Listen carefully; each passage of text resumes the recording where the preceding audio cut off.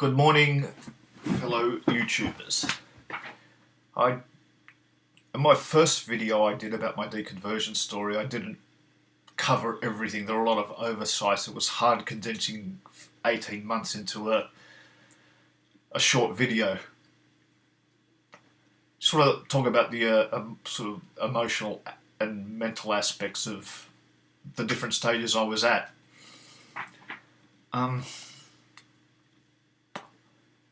As I mentioned before, the first part of the Christianity was good. I mean, the church I went to wasn't that extreme or bad. They were very nice people, and I did have a lot of enjoyable times there. I think my issues were purely doctrinal and biblical. Just the whole thing just was unpalatable to me. So I think because of those bad experiences, I hate religion with a passion. Especially the Abrahamic ones. I think it stultifies the world. When I was in my admission period at hospital, I think the two things that I really found disconcerting were being watched all the time and God reading my mind. It made me so self-conscious. I was so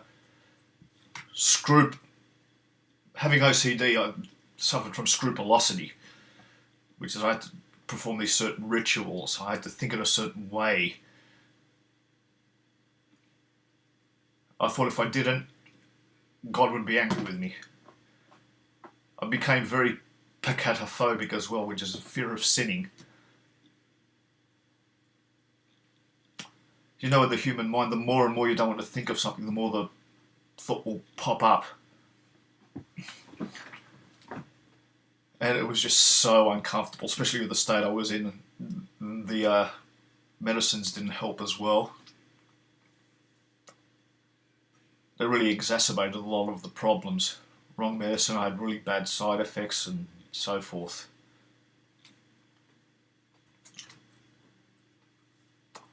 So the transitional period was really bad. Even like a lot of Christians are overjoyed by the thought of the afterlife in heaven. For me,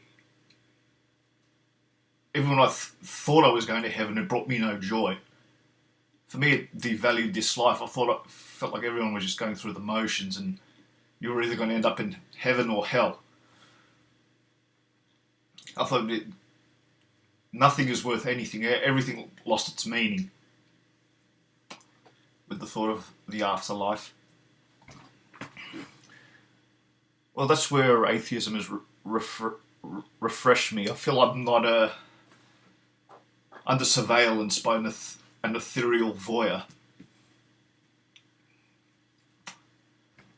Life's full of surprises and vicissitudes, which makes this one life worth living, I believe. Some other things I overlooked in my videos, although my initial couple of years as an atheist, I was more anti-religious than anything else. That would be my main focus. I didn't pay much attention to science or social issues or blah blah blah. So it's only within the last year of sort of my secular humanism has really come out. At first, before that I didn't care, but now I'm a strong advocate of marriage equality, definitely more in tune with women's issues, and I suppose about a year and a half ago I developed listening to godless bitches. Turned me into a pretty ardent feminist as well as or gender egalitarian, whatever way you want to phrase it.